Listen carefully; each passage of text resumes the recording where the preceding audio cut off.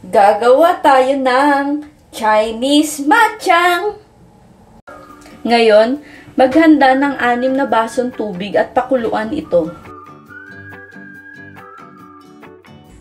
Kapag kumulo na ang tubig, pwede na nating ilagay ang dahon ng bamboo. Siguraduhin nakalubog ang mga dahon para pantay-pantay itong nailalaga.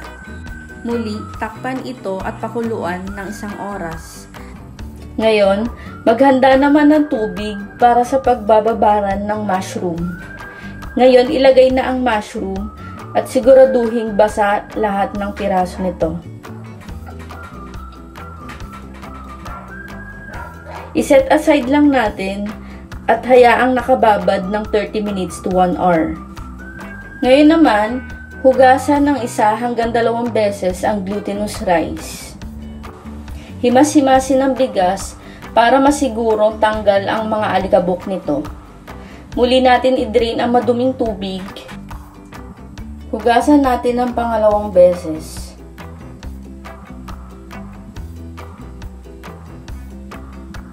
I-drain ulit ang tubig at hayaang may natitirang kaunting tubig sa bigas. I-set aside muna natin ito at ihanda natin ang pork. Ngayon, ilagay natin sa bowl ang pork. Siguraduhin hugas na ito at ilagay na ang 1 tablespoon of 5 spice powder at ang 1 tablespoon of white ground pepper, 1/2 tablespoon of fine salt, and 1 1/2 tablespoon of oyster sauce. Ang ginamit ko po dito ay ang Mamasitas. Ngayon naman, ilagay natin ang 1 1/2 tablespoon of soy sauce, any brand po. Ngayon, haluin natin ito hanggang sa masipsip ng ating pork ang mga spices. Mas maganda kung halong-halong mabuti para na-incorporate natin lahat ng ingredients. Sure akong magugustuhan nyo ito dahil una ko itong natikman sa Divisoria. Dahil sobrang mahal na ng presyo nito, naisipan kong gumawa ng pangsarili namin. Mas maganda kung mas mamamarinate natin ang pork na mas matagal. Pero dito, ginawa ko lang siya ng 2 hours.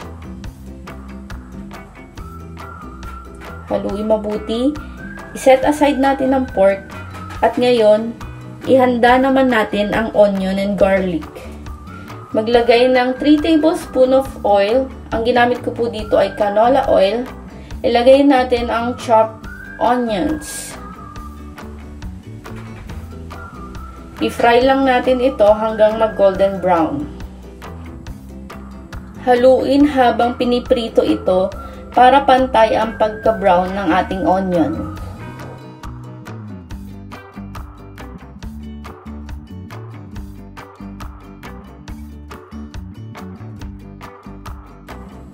Ayan, lighty brown na ang ating onion. Sa tingin ko ay pwede na ito at pwede na natin itong iset aside. Isalin lang natin sa maliit na bowl. I-strain natin ang oil para hindi masyadong mababad ang ating onion.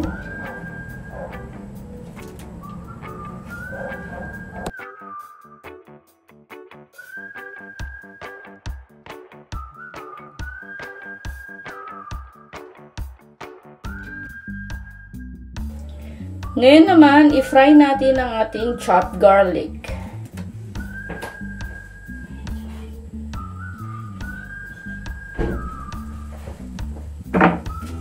Same thing with onion. Haluin lang natin ito hanggang sa mag-golden brown. Huwag natin hahayaan na nakastay lang ang ating garlic para pantay-pantay ang pagkaprito nito. Lightly golden brown na ang ating garlic.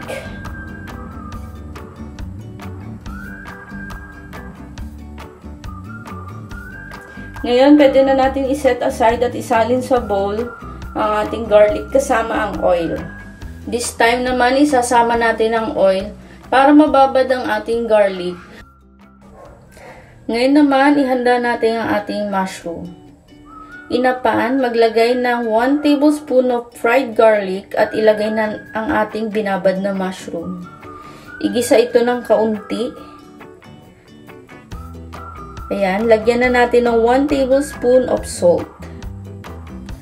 1 tablespoon of white ground pepper. Igisa muna natin ito ng kaunti bago ilagay ang iba pang ingredients. Haluin mabuti. Siguraduhin hindi dumidikit ang spices sa pan. Ngayon, ilagay na natin ang 1/2 tablespoon of oyster sauce. 1/2 teaspoon of fine salt. 1 tablespoon of 5-spice powder. 1/2 tablespoon of soy sauce. Igisa ulit natin ito. I-prevent natin na dumidikit ang spices sa pan para hindi pumait ang lasa nito.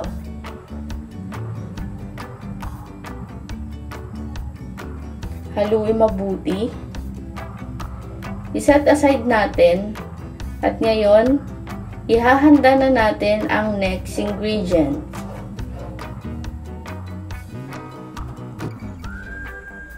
Ngayon, maglagay ng 2.5 tablespoon of fried onion.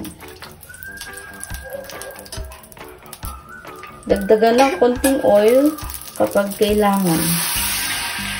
Ilagay ang 1/2 glass of water.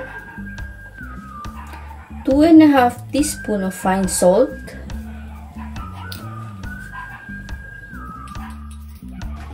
Ngayon, ilagay natin ang natitirang 5-spice powder.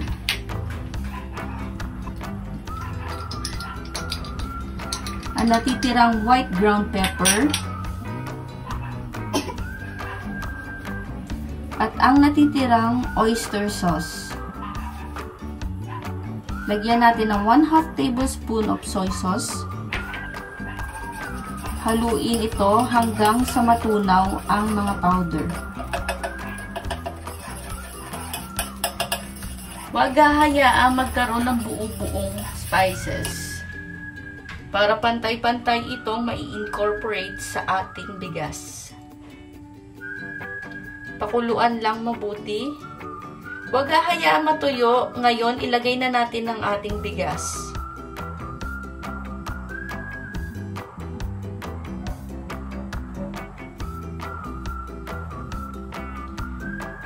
Yan, igisa lang natin ng kaunti.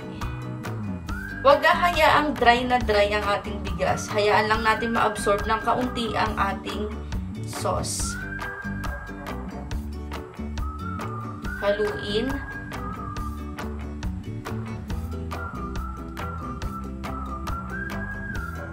Medyo dumidikit din ito ng kaunti sa ating kawali dahil malagkit ang ating bigas.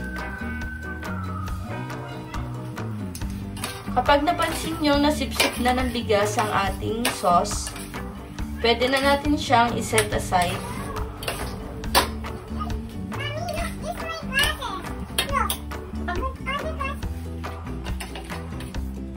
Isalin ito sa malinis na bowl.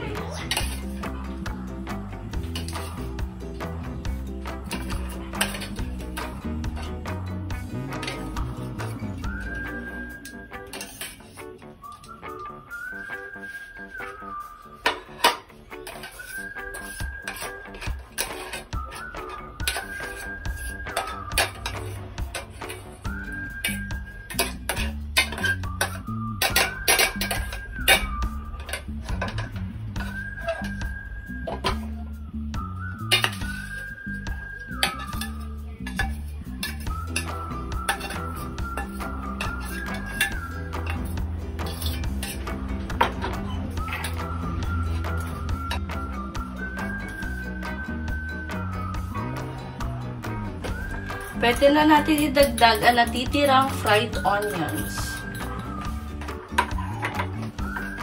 May Chinese name ng cards. Hindi na yung luto yan itong gato. Haluin lamang itong mabuti.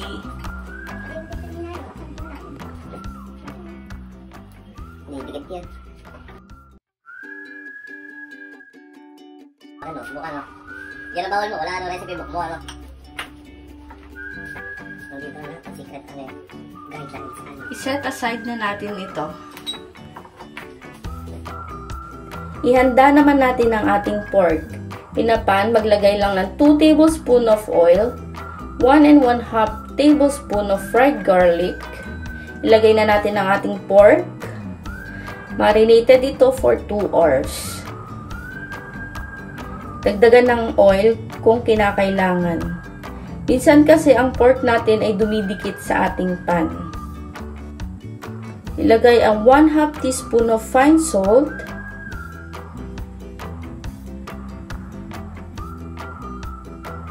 2 tablespoons of soy sauce. Haluin natin ito. Iwasan dumikit sa ating pan para hindi pumait ang ating pork. Haluin mabuti. Ito ay linuluto lamang talaga ng half cook. Dahil maluluto pa ito kapag pinakuluan natin sa tubig kasama ang ating glutinous rice. Kapag napansin yung half cook na ito, pwede na isalin sa malinis na bowl at iset aside.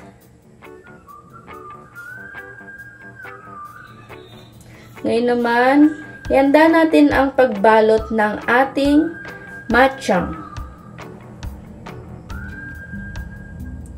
Pagpatong-patungin lamang ang dahon ng bamboo.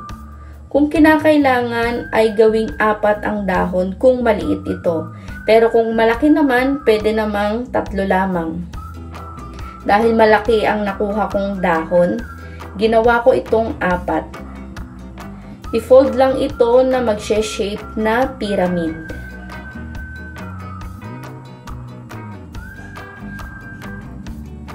Medyo mahirap lang mag-fold dahil duktong-duktong ang ating dahon. Ngayon, pwede na natin ilagay ang ating glutinous rice. Konti lamang para may space pa tayo para paglagyan ng ating pork at mushroom. Dahil dito sa amin walang kastanyas, pwede mo rin lagyan ito ng kastanyas. Yan, ilagay na natin ang pork. Kung malaking slice ito, pwedeng 1 piraso lamang at 1 pirasong mushroom. Mas maganda kung maraming pork para pagbukas ng ating dahon, makikita agad natin ang palaman. Ngayon, takpan natin ng glutinous rice ang ating palaman.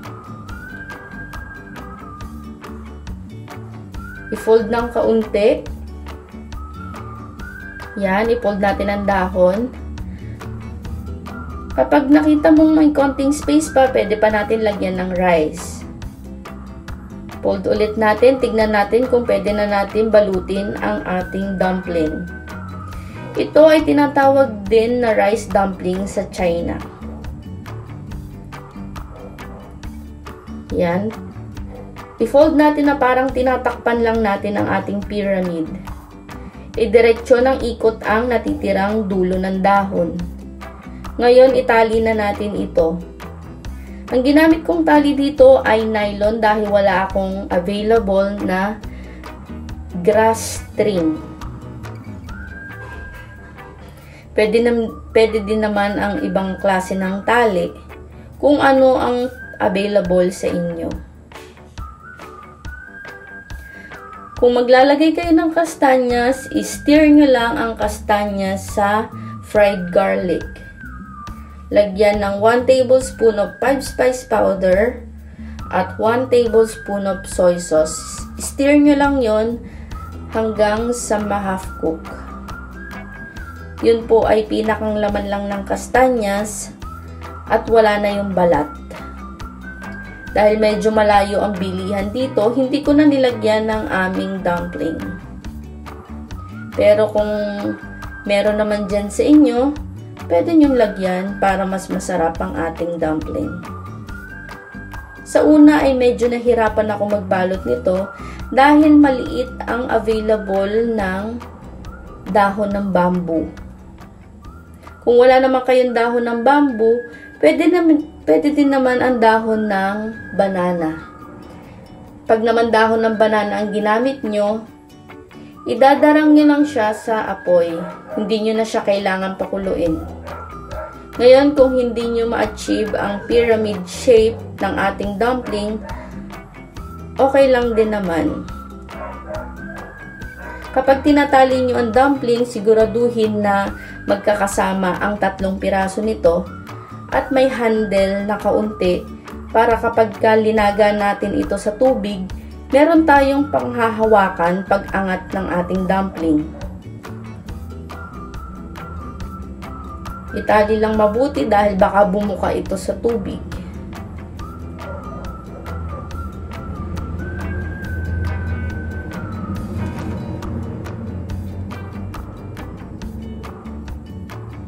Ayan, at gawin din natin ang the rest ng ating dahon. Italing mabuti.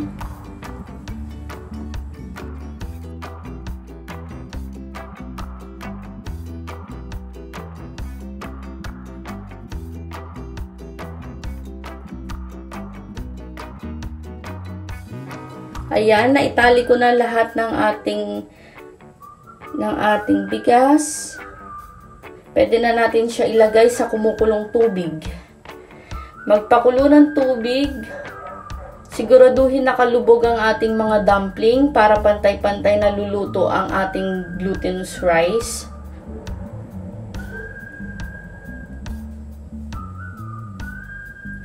Takpan ito at pakuluan ng 2 oras.